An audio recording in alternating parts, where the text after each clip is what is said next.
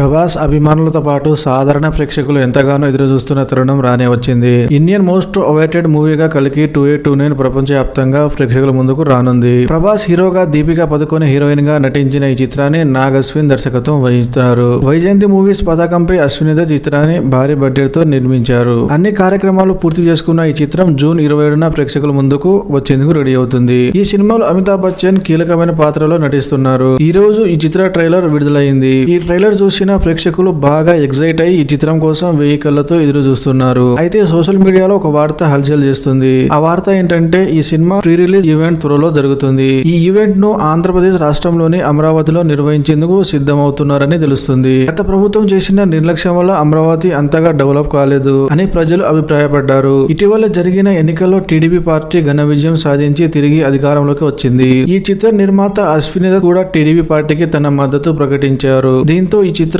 Pre release event ను అమరావతిలో నిర్వహిస్తే సినిమాపై భారీ హైప్ వచ్చే అవకాశం ఉంది.